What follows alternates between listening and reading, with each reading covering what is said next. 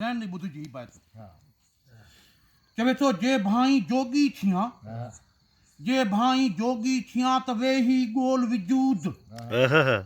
जे भाई जोगी थियां त वेही ॻोल विजूद उथी अलख साम्हूं सामी कर सुजूद खिलवत कर खफ़ीसी थी नफ़ी में नाबूद पुरज पूरब पार ॾे बाबू छॾे बूद नागा नफ़्स पंहिंजो कर रज़ा सी रबूद तन खे ॾेई तस्या कर उल्फत सी आलूद लॾे लाहूत में नागा कर नबूद वपी छॾ वनूद त रावल रसी राम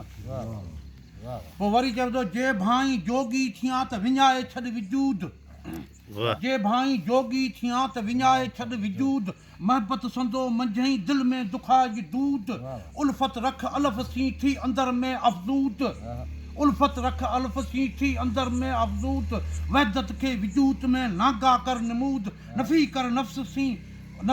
नफ़्सी थी रज़ा में रबूद गबी छॾ वनूद त रावल रसी राम सुभान अल्लाह पोइ चवे थो क्या तो जिनी सी सिंगड़ियों से पहर की न पुछन जिनी सी सिंगड़ियों से पहर की न पुछन वेझा न कंहिं वसन के सामी सुञ वसन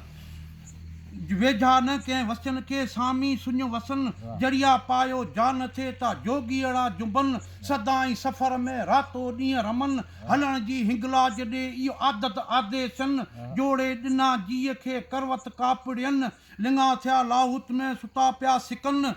खपत खाहोड़ियन आहे अॻीअ पंथ जी सुभान अल्लाह सुभान अल्लाह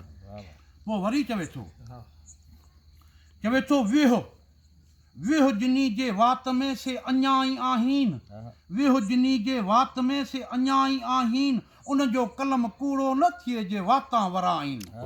ॾुखोइन ॾंगनि सी जंहिंखे चहटी चखाइन खाणा तिन खुचनि सां जे अंधा अटकाइन जे फॿिन ॾाड़ फ़क़ीर जी त वेहो न वराइन खाधल खाहोड़ियनि जा जे पुड़ियूं पचाइन जे लखें पिनियूं लाइन त बि चेठियो चङा न थिए पोइ ज़े लतीफ़ चवे थो तालिब तोड़ाई थिया जे सदा था सिकन तालिब तोड़ाई थिया जे सदा था सिकन कोड़े ॾेज केतिरा तोड़े तिनखे ॾिजनि त रे वोयत रब जी ॿियो कुझु न अचे तन तालिब तालिबी थियो वहदत मंझि विहनि के निंगिया नासूत ॾे के मिड़िया मलकूतन के जुंबिया जबरूत ॾे के लॾिया लाहूतन के वेह पई विंदरिया के हलिया हाहूतन आऊं तो पुछां पईअड़ा सुधियूं साल कन पोइ कहिड़ी चाल चलन सेकड़ू सुभान जा सुभान अल्लाह